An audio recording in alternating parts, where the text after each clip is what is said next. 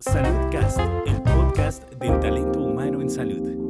La frecuencia que hace vibrar tus sentidos. En el episodio de hoy trataremos un tema especialmente sensible para el sector salud, el suicidio en médicos y en ocupaciones de la salud. Para lo anterior nos acompaña el doctor Ariel Alarcón. El doctor Alarcón es médico, psiquiatra, psicoanalista, experto en trauma y es quien durante este 2024 ha movilizado la campaña de Crazy Socks o Medias Locas para sensibilizar al personal médico en temas de depresión, agotamiento profesional y suicidio. Doctor Alarcón, muchas gracias por aceptar la invitación y bienvenido a esta su casa. No, al contrario, muchas gracias a ti por la invitación y por interesarte en este tema tan trascendental y tan sensible como lo dijiste. Es un placer para mí estar acá hoy. Muchas gracias, doctor Alarcón. Y para empezar y de una vez entrar en materia, doctor, cuéntenos por favor qué tan frecuente es el suicidio en el recurso humano en salud y comparado con la población general, ¿qué diferencias podemos encontrar de comportamiento de este fenómeno? Sí, en realidad es bastante más frecuente de lo que quisiéramos. Estadísticas publicadas recientemente en el 2018, antes de la pandemia, nos hablaban de un doble riesgo para los médicos hombres de llegar a suicidarse que el riesgo que tienen cualquier otro profesional de cualquier otra rama Cualquier del otra. trabajo. Ujú. Y para médicos hombres. Y para médicas mujeres es el cuádruple. Es Ok. decir, una doctora, una médica, tiene 4 veces más de riesgo de llegar a pensar en suicidarse o realizar un acto suicida que cualquier otra de sus amigas que tienen cualquier otra Otra profesión. profesión. Eso te estoy hablando de estadísticas antes de la pandemia. Pero la pandemia, como todos sabemos, nos ha golpeado de Agudizó. un modo muy intenso, exactamente, agudizó el tema de salud mental a todos los niveles, Sí. pero mucho más en los profesionales de salud y mucho más en los profesionales de salud justamente que atendieron pacientes COVID o que ellos también estuvieron enfermos por, por el coronavirus. Eso generó una situación traumática desde el punto de vista psicológico que empeoró todas las cifras de salud mental en general. En toda la población estamos desbordados con el tema de salud mental, pero mucho más en los profesionales de la salud y en particular en los médicos y casualmente mucho más los anestesiólogos, porque sabemos que son los profesionales que trabajan muchísimo pues, en aspectos críticos de la vida, pero también en cuidado intensivo. Ujú. Los intensivistas y todos los que tuvieron a su cargo unidades COVID o unidades para manejar pacientes graves, que tuvieron que presenciar situaciones muy tristes con familiares de los pacientes, tal, se generó en ellos un trauma psicológico que tiene el psiquismo y su salud mental en muchos casos, claro, no vamos a decir que en todos, pero en muchos casos y en más casos de los que teníamos antes de la pandemia, con índices muy altos, como tú lo anotabas,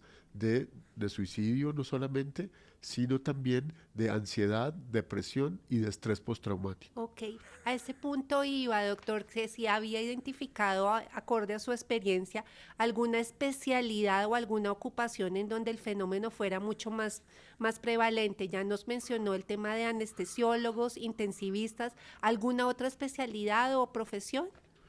Sí, digamos, en el post-COVID, eso Sí. varía año tras año. Ujú. Es curioso, pero hay unos años, por ejemplo, en el 2019 tuvimos la tasa más alta, digamos, te estoy hablando de una estadística que saca el portal Medscape, Ok. que es un portal norteamericano que reúne especialidades de todas las especialidades y el cual viene haciendo una entrevista permanente, un sondeo permanente dentro de todos los médicos año tras año. Entonces podemos hacer el seguimiento. Acá en Colombia, el Colegio Médico Colombiano está intentando hacer algo parecido, pero tenemos un índice de respuesta mucho menor que el que tienen en Norteamérica. Claro, subregistro. Ellos, exacto, allá hacen una encuesta y contestan al otro día 20.000, 30.000 médicos. Entonces, con base en ese observatorio que ellos están haciendo, nosotros hacemos inferencias de lo que puede estar pasando con Ok. nosotros. Antes de la pandemia, los que puntuaban como máximo burnout y depresión e ideación suicida eran los urólogos, Ok, curiosamente. sí, qué curioso. ¿Sí?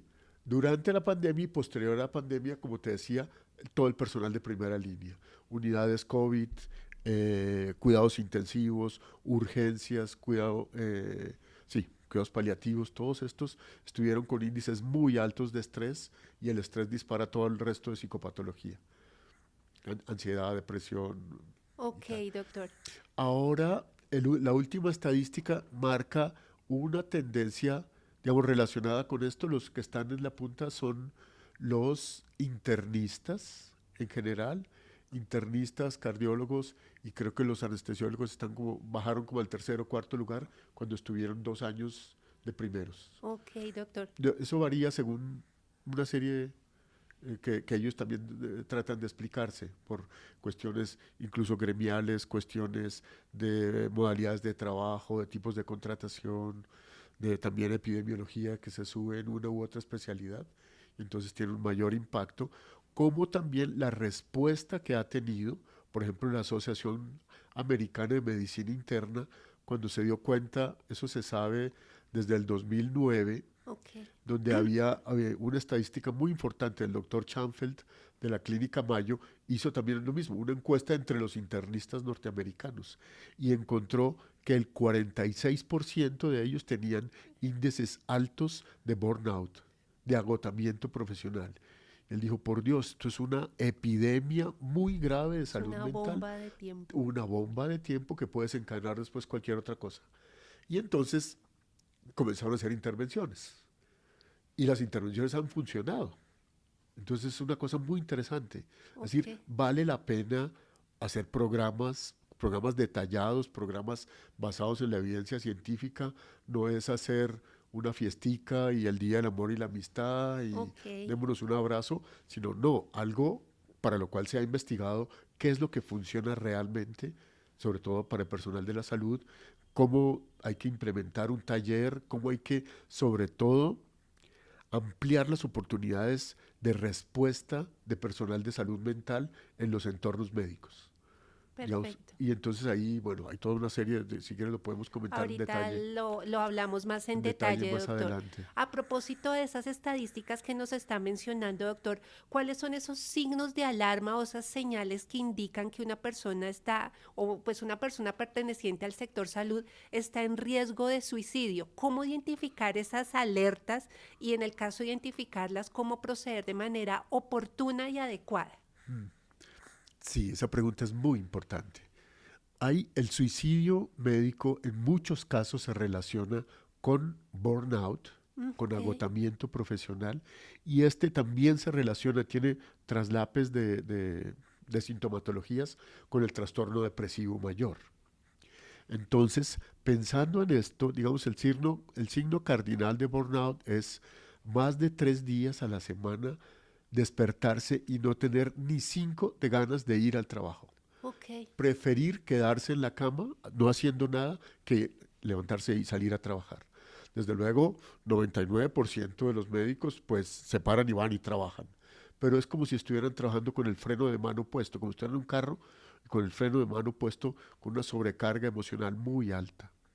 Lo otro es la pérdida del disfrute de la profesión y tener reacciones de cinismo, de despersonalización, de lo que lo motivaban antes a trabajar, a estudiar, a prepararse, a autoexigirse para saber mucho y para dar la mejor respuesta posible a sus pacientes, conocer, saber, leer, estar actualizado. actualizado. Toda esa pasión que tenemos todos los médicos, la gran mayoría de médicos por nuestra profesión, entonces eso después se vuelve en contra nuestra y ya no sentimos alegría de ver un nuevo paciente, ya no sentimos alegría de encargarnos de un nuevo caso, sino por el contrario, reaccionamos con cinismo, con humor negro, desconociendo en muchos casos valores intrínsecos de los pacientes y burlándonos de ellos de un modo inadecuado. Ok. Ese cinismo, ojo, ahí hay una señal de alerta.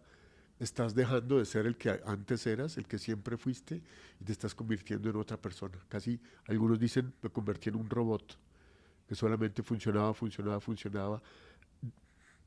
coartando, limitando, frenando la expresión emocional del trabajo clínico. Entonces esos 3 signos son signos como de De alarma, alerta.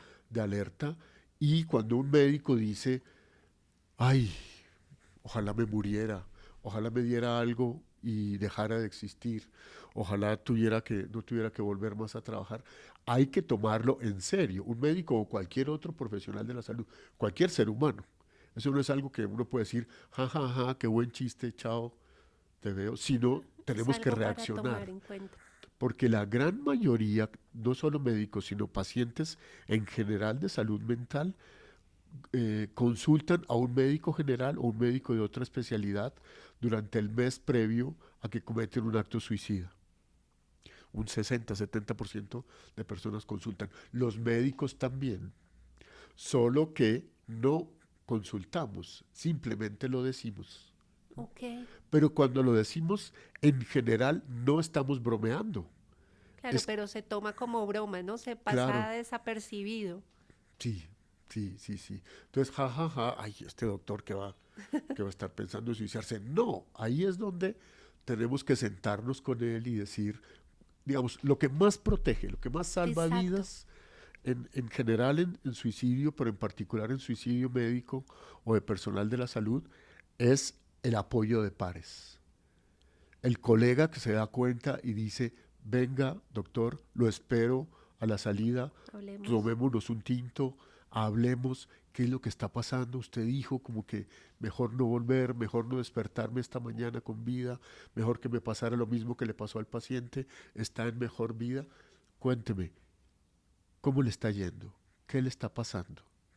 Y si el doctor dice, sobre eso entre paréntesis, no sé si puedo hacer algo de publicidad, porque Tranquilo, doctor, ahí adelante. en el canal de YouTube yo tengo una charla larga sobre el suicidio médico y otra charla sobre cómo abordar una conversación con una persona que se va a suicidar. Ok, hablemos rápidamente como de esas cositas súper claves que una persona que identifica ese signo de alarma puede hacer para hacer una contingencia de esa situación. Claro, perfecto, claro que sí. Entonces la otra pregunta es, ¿te estás sintiendo mal? Ok, ¿Estás triste la mayor parte del tiempo?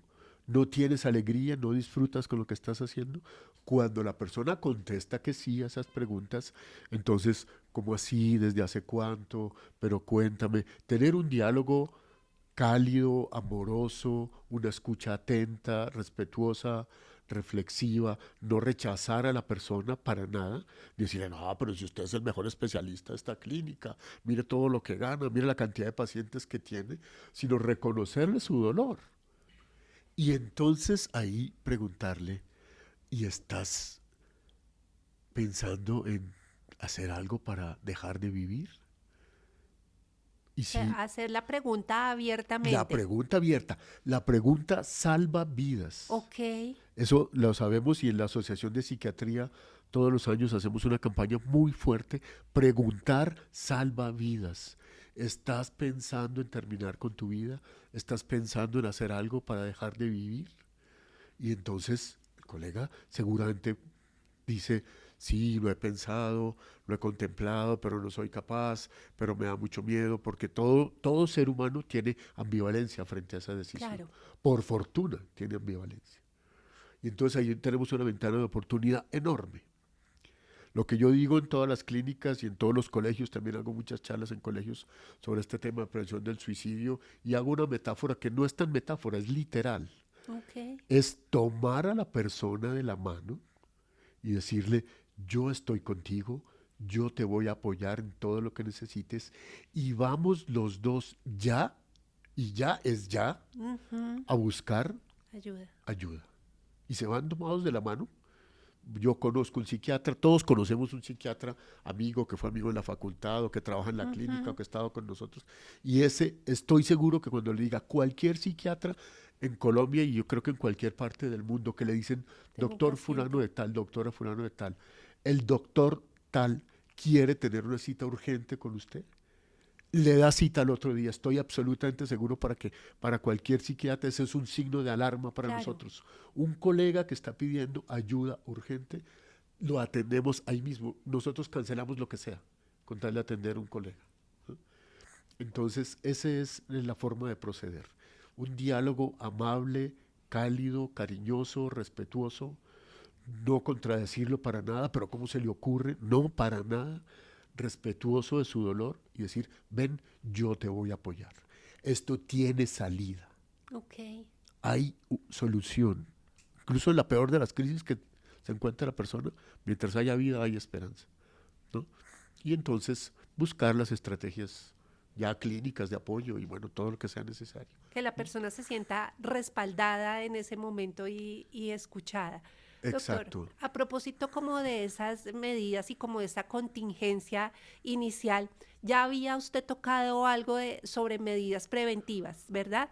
¿Qué estrategias han demostrado que son efectivas en la prevención del suicidio en el personal de salud, doctor?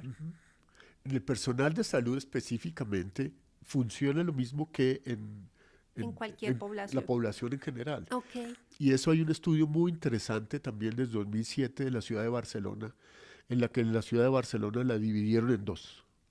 Y dijeron, en esta mitad de la ciudad, porque había, no me acuerdo, una cifra alrededor de, yo qué sé, voy a decir cualquier cosa, 200 suicidios al año en Barcelona. Entonces decían, listo, hagamos una división y de aquí para allá vamos a hacer un programa piloto y de aquí para acá vamos a seguir atendiendo a la gente común y corriente. El programa piloto consistió en psicoeducación a todo el personal de la salud y promoción de consulta oportuna, consulta ok, rápida. Lo que salva las vidas es que la persona tenga acceso rápido a una consulta en un especialista en salud mental. ok.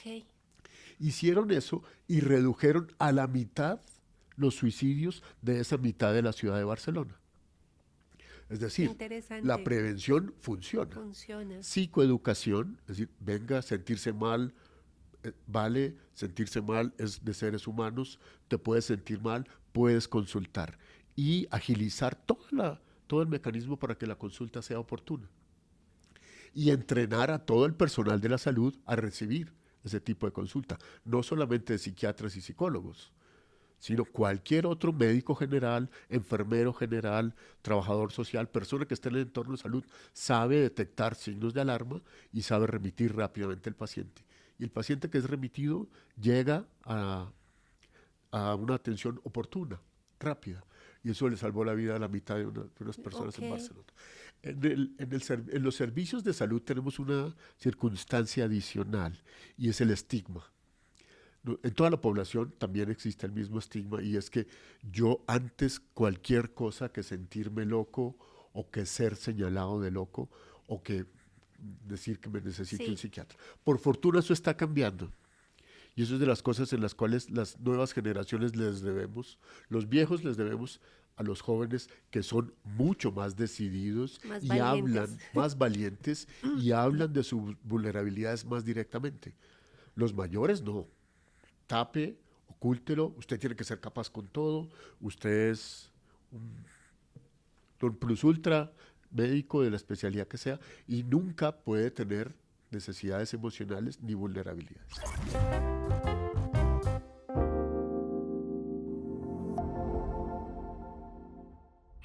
A ese punto iba a dos temas con lo que acaba de mencionar, doctor. Devolvámonos un poquito al tema de prevención. ¿Qué pueden hacer en términos de prevención las IPS o en general los sitios de trabajo donde se encuentra el talento humano en salud para implementar acciones que hagan que la salud mental sea un espacio seguro, las personas puedan recibir atención y que en general el espacio laboral sea un espacio que garantice la salud mental de los profesionales? ¿Qué pueden hacer los sitios de Claro, trabajo para prevenir la presentación de suicidio? claro, hay varios protocolos, allá iba también Ok, con la pregunta anterior.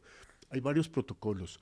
Uno de los que más éxito ha tenido es nombrar un gerente de bienestar o una gerente de bienestar ok, y darle un cargo alto en el rango de la organización, casi como si fuera un vicepresidente o un subdirector de la institución, de la clínica, del hospital, con un rango alto y una responsabilidad muy alta y una métrica también muy clara. Es decir, ok. venga, esta es la estadística de nuestra gente y usted en tanto tiempo tiene que Que mejorar todos disminuir. los niveles de bienestar emocional y de salud mental de esta población. Y él o ella se encargan de generar políticas de ahí para abajo, pero entre más alta sea la jerarquía de esa persona y la importancia estratégica que está dentro de la organización, mayor es el impacto que tiene. Entonces, ahí generar políticas de cuidado del uno a uno, como yo te De decía, pares. los cuidados entre pares. Entonces, ahí tiene que ser una política de la organización, un valor vital de la organización, el cuidado de su salud mental. Y esta se cuida a todos los niveles. Uno de los elementos más importantes es el reconocimiento de las vulnerabilidades. Que todo el mundo diga, venga, somos seres humanos, por lo tanto somos frágiles, somos vulnerables. Y la vulnerabilidad cabe dentro de nuestra institución. Es bienvenida.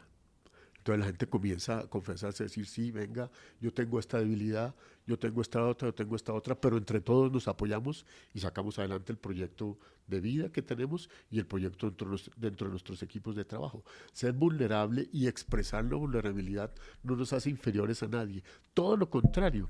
Está muy demostrado que cuando las personas reconocen su vulnerabilidad, son mejores profesionales y mejores equipos, miembros de equipos de trabajo, porque se relacionan de un modo más directo con otros Más seres empático. humanos. Entonces, reconocer esto y que este sea un valor universal donde toda la organización de ahí para abajo comulga y se da cuenta y trata de cuidar a todos los demás. Programas de autocuidado, ¿no? Mindfulness, autocompasión, bienestar emocional. Hay una serie de protocolos que tienen en cuenta estos valores, de estos elementos, la interconexión humana, y entonces allí hay un programa para mejorar la interconexión de los equipos de trabajo. Hay todo un programa para estimular la gratitud dentro de la organización. ¿Cómo se hace? 1, 2, 3, 4, el protocolo, se evalúa el protocolo, si funciona, se echa a andar, si no se corrige, y se miden el impacto que está teniendo. Interconexión interpersonal, y hay un elemento también que no se está dejando al azar, sino que se está interviniendo en él, que es el elemento de la espiritualidad. El estímulo de los valores espirituales, que puede haber incluso una espiritualidad sin religiosidad, ¿no? Pero ser adherente a valores humanos profundos, trascendentes, trascendentales al quehacer día a día. Y la autorregulación emocional basada fundamentalmente en mindfulness. Entonces ahí tenemos 5 aspectos protocolizados que en cada institución lo instauran de la manera como ellos quieran, estimulando a las personas a cuidarse a sí mismos y a cuidar por lo menos a 3 de sus compañeros. Y esos 3 se encargan también de cuidarme a mí en caso de que yo esté pasándola mal. Claro, es una red que se va tejiendo. Exacto, es una red, pero eso hay que irla tejiendo poco a poco, hay que involucrar a líderes de salud mental y los capacitando, formando y ampliando. El otro elemento es ampliando la oportunidad, ¿no? Es decir, entonces contrataron, eso se hizo en la pandemia, pero luego se dejó de lado o no se utilizó suficientemente en algunas partes, que es contratar mayor personal de salud mental, psicólogos y psiquiatras adscritos a la clínica donde, digamos, a un clic de distancia, algunas horas, se le brinde atención oportuna a las personas. Y eso salva vidas y además, vamos, salvar una vida humana que se salve ya es una fortuna enorme. Claro. Pero además esto incide en el mayor rendimiento y la mayor productividad de estas clínicas. Hay estudios de economía médica donde se mide el impacto de estos programas y se ve que ahorran mucho dinero en incapacidades, ahorran mucho dinero en pensiones prematuras, en retiros precoces de colegas en Estados Unidos, y se ahorra mucho dinero también en demandas, porque la gente está más motivada para trabajar, se siente contenida, se siente que hace parte de un colectivo humano que lo respalda y entonces hace mejor su trabajo, se desgasta menos emocionalmente y entonces tiene menos reclamos por parte de los pacientes. Volvamos ahora al tema de la estigmatización, doctor. O sea, tradicionalmente los temas de salud mental generan cierto grado de estigma. ¿Cómo desde su experiencia, doctor, ha evidenciado que por esa estigmatización los profesionales de la salud o no consultan o consultan de manera tardía cuando ven que su salud mental está siendo afectada? Sí, eso es un tema que nosotros, digamos, el estigma existe en toda la sociedad, ¿no? sabemos Infortunadamente. sí, el origen de la palabra, que es tener una marca que, visible, que dice, esta persona tuvo eh, o lepra, o tuvo sífilis, o tuvo, entonces tiene un estigma. Entonces todo el mundo el que lo mire se da cuenta, tuvo o está pasando Ajá, por esta situación. Con respecto a la salud mental, es lo mismo. Nadie quiere ser señalado como paciente mental. sí. Estoy hablando de generaciones de gente de 35, 40 años para arriba. De ahí para abajo ocurre todo lo contrario, por fortuna. Y entonces los jóvenes nos están enseñando, hace unas semanas estuve dictando también un taller de estos en un sitio, en una universidad, y entonces hablando de este tema, de reconocer las vulnerabilidades. Y entonces ahí una persona que era de la directora de un departamento, un departamento de pediatría, dijo, claro, aquí yo insistí en que le diéramos el cupo como residente de pediatría a fulano de tal, que dijo en la entrevista de admisión, venga, yo tengo un trastorno mixto de ansiedad y depresión. Lo tengo bajo control, estoy yendo al psiquiatra y tal, eh, pero eso no me excluye y eso no hace que yo sea para nada un mal residente, ¿no? Todo el mundo sabe que él es, y incluso es portador de bienestar y de salud mental frente a sus compañeros. Dicen, acuérdense que yo tengo un trastorno de ansiedad. Y entonces, lo dice de entrada. Y dice, y entonces tengo mucha angustia en este momento, pero voy a tratar de mostrarles a ustedes, yo qué sé, el resumen del artículo o la revista que vamos a Ujú, estar viendo y tal. Y entonces eso hace que todo el mundo hable de esa circunstancia de un modo más abierto. más natural. Por eso son generaciones jóvenes, es un chico de 27, 28 años, tal. Gente mayor tiene el temor de ser señalado como paciente mental, entonces como un paciente crónico, como alguien que ya pierde su valor como persona y Sí, como profesional. capacidad, ¿no? Sí, que ahí de paso te cuento un poco del tema de las medias locas porque así surgió, no sé si más adelante lo vayamos a profundizar, pero así surgió la campaña del doctor Theo Tudgood en Australia, en Melbourne, porque él era un cardiólogo, pero decir un cardiólogo en Melbourne y él iba a su consulta de psiquiatría, digamos, si Melbourne fuera Bogotá, él iba a consulta de psiquiatría a Tunja, Ok, porque él no permitía que sus que su pacientes lo entorno, vieran en la sala de espera esperando consulta con el psiquiatra. ok, Entonces iba para Tunja, se disfrazaba, él cuenta, es muy chistoso, se ponía una cachucha, se ponía gafas oscuras, se vestía como si fuera un obrero o algo así, para que su psiquiatra lo viera en una ciudad distinta, como a 100 a kilómetros donde residía. donde él residía. ¿Por qué? Por el miedo al estigma. Él decía, yo no puedo ser señalado como paciente mental por nadie en mi clínica, ni por ningún paciente, que nadie se dé cuenta que yo estoy sufriendo de esta situación. Hasta que llegó un día que llegó a su clínica con una media de un color y otra de Ok, otra, y entonces le dijo, sus colegas se dieron cuenta porque era reiterativamente había ocurrido. Entonces él dijo, venga, yo ya no me estoy fijando bien, ya no coordino el tema de los colores, yo no me atrevo a prender la luz de mi cuarto cuando me estoy vistiendo, cuando me Cristian, estoy levantando, porque la luz me molesta, me da mucha ansiedad, y entonces yo cojo una media y me la voy poniendo y cuando me doy cuenta es que tengo, tengo una media de una y otra de otra. Y entonces todos los colegas muy cálidos reconociendo esa situación de su doctor dijeron, doctor, tú no lo puedo creer. ¿Usted hace cuánto que tiene esta depresión? Él dice, hace 2 años, viendo siendo tratado. Y he tenido 2 esquemas de tratamiento y no me están funcionando. Yo sigo igual de mal. Nos dijeron, no puede ser, 2 años. Nosotros no nos habíamos dado cuenta. Usted no nos había dicho y nosotros nos habíamos dado cuenta. ¿Sabe qué? El otro viernes vamos a venir todos con los de una este media de servicio una. con una media de una y otra media de otra. Ok, Y nos vamos a tomar selfie y le vamos a decir a la gente, la salud mental de nosotros importa. Entonces el doctor se sintió muy acogido, hicieron eso, creo que el primer año debieron haber participado 100 personas, esto fue como en el 2010, el segundo año 1000, el tercer año 100.000, y ahora somos un montón de médicos alrededor del mundo que el primer viernes de junio de cada año nos ponemos unas medias locas y hablamos sobre nuestra salud mental. a propósito de esa historia que nos acaba de contar y como de la historia de dónde surge el tema de las medias locas, doctor, hoy ¿Qué recomendaciones o qué consejos le daría a un profesional de la salud que esté experimentando, que esté transitando un cuadro de depresión, de agotamiento profesional o que tenga ideación suicida? ¿Qué le diría hoy el doctor Alarcón a esa persona?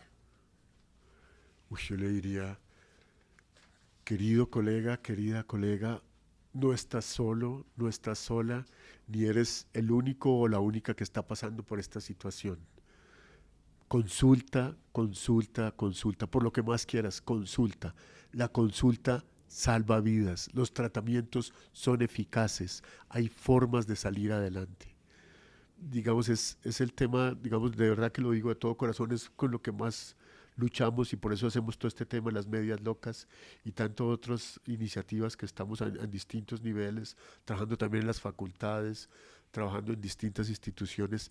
Consultar salva vidas, mejora la calidad de vida, mejora el ejercicio de la profesión, mejora la interrelación con otras personas. Ok, doctor, y ya para despedirnos, por favor, cuéntenos cómo lo podemos encontrar en redes para hacer seguimiento a esa gran labor que usted viene desempeñando con el tema de medias locas en el país.